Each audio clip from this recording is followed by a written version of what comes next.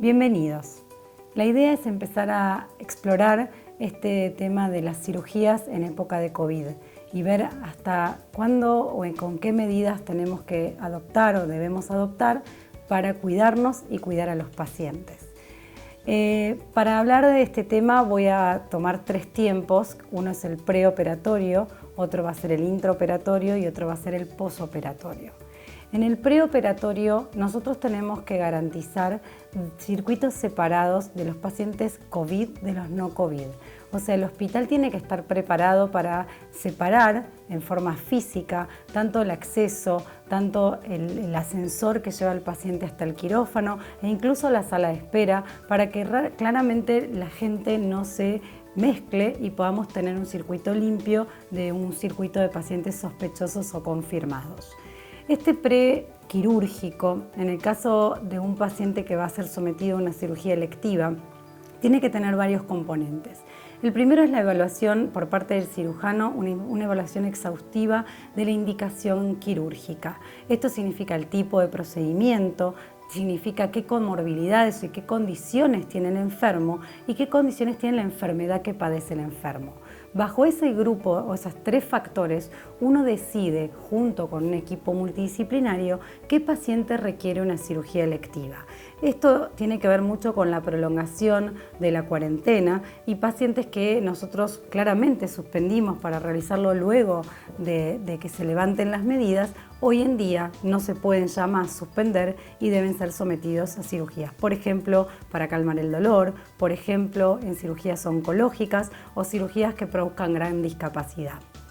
Una vez que el cirujano y el grupo interdisciplinario decide la cirugía de ese paciente, se recomienda tener una evaluación inicial donde un médico pueda evaluar factores individuales que tengan relación con el COVID en sí mismo. Preguntas como si el paciente tiene tos o si tuvo tos, si mantuvo la cuarentena, si tuvo fiebre y parte de los cuestionarios que nos da o nos proporciona el Ministerio de Salud de la Nación. Ese es un screening grande, pero claramente uno podría diferenciar. Hay grupos que pueden ser sintomáticos o con sospecha de enfermedad de los que no la tienen. Idealmente, si uno puede programar una cirugía para las próximas 2 semanas, uno le podría pedir a un paciente que guarde un aislamiento preventivo estricto en su domicilio sin tener ningún contacto con nadie más y así asegurarnos o minimizando el riesgo de que contraiga la enfermedad. En segunda instancia, tendremos que hacer un screening, es de buena práctica, digamos, hacerle un screening de imágenes, puede ser una placa de tórax, puede ser una tomografía de acuerdo a la disponibilidad de recursos y también de acuerdo al tipo de cirugía que vamos a hacer. Pero un screening de imágenes puede ser un complemento importante para una evaluación inicial de un interrogatorio. Y en tercer lugar, y también va a ser según disponibilidad de recursos, contamos con la PCR para COVID, que no todos los hospitales la tienen, pero que generalmente los lugares que las tenemos, en el caso mío trabajo en el Hospital Austral, priorizamos la realización de la PCR en aquellas cirugías o procedimientos que generen aerosoles.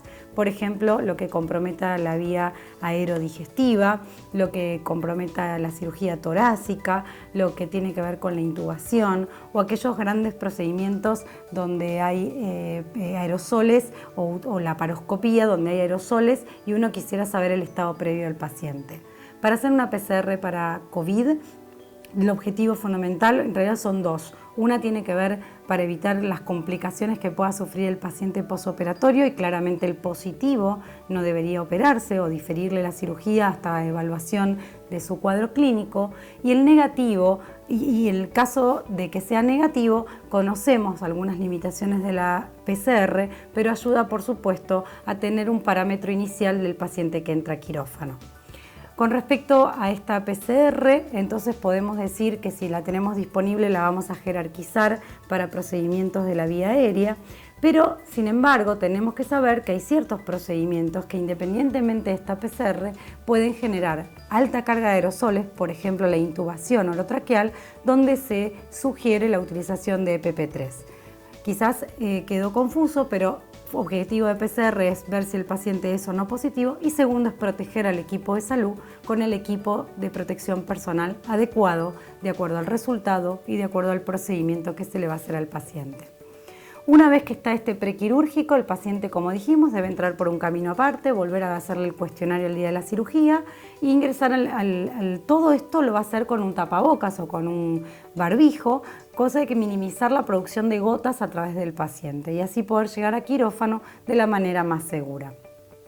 Dentro de quirófano podemos decir que cualquier paciente que sea sometido a una cirugía que requiera intubación orotraqueal, vamos a utilizar en el equipo de los anestesistas, en este caso, una protección de EPP3 con un equipo con N95, antiparras, máscara facial, camisolín, desde ya hidrorrepelente, doble par de guantes y doble par de botas y doble cofia.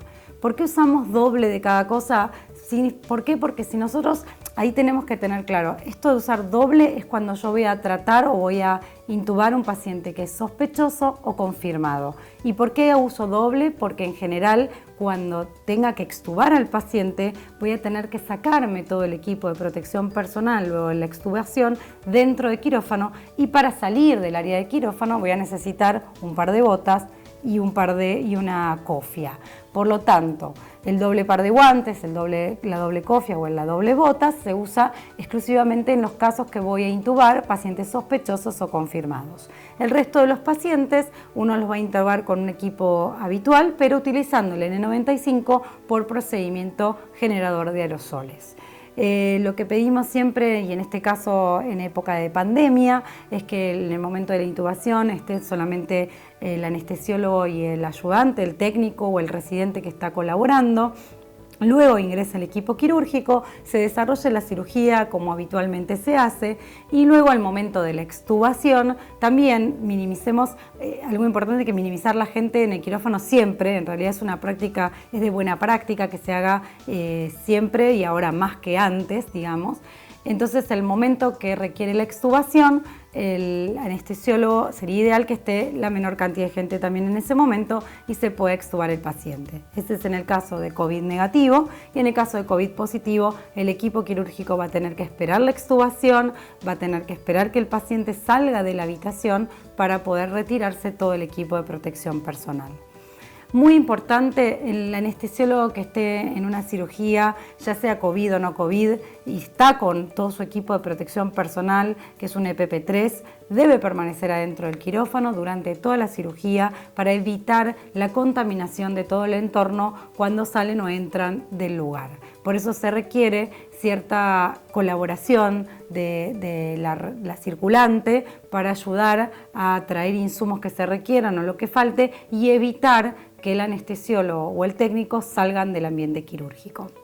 Una vez que el paciente se extuba, como dijimos antes, idealmente no debemos, si es un paciente COVID positivo sospechoso, no debemos llevarlo a ninguna sala de recuperación y va a ir directamente a la habitación o a la sala de terapia intensiva. Y si es un paciente que tiene COVID negativo, se extuba y luego pasa a la recuperación o pasa a la zona de control de manera habitual. Eso sería en el intraoperatorio. Recordar algunos tips. La mesa anestésica, siempre sabemos que una vez que se abre, todo el personal que está dentro del quirófano debe tener equipo de protección personal, barbijo en todo momento. Proteger la mesa anestésica tiene una protección especial en el caso de que sean los pacientes COVID positivos para evitar una contaminación. Y todo lo que tiene que ver con la retirada del equipo de protección personal debe guardar un checklist estricto donde nos tienen que ayudar a controlar en qué orden y cómo hacemos la retirada del equipo de protección personal para evitar la contaminación con nuestra propia ropa a nosotros mismos. Entonces, recordar, 2 circuitos separados importantes en lo que es COVID y no COVID.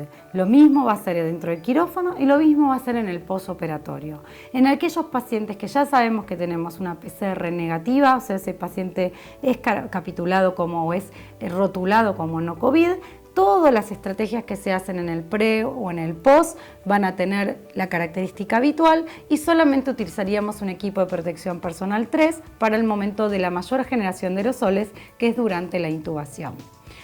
Todo el resto, en el caso de no COVID, se va a mantener de igual manera y vamos a utilizar y vamos a sacarnos el equipo de protección personal de la misma manera que lo hacíamos antes. Bueno, espero que esto les haya colaborado en sus acciones cotidianas. Estoy a disposición y muchas gracias.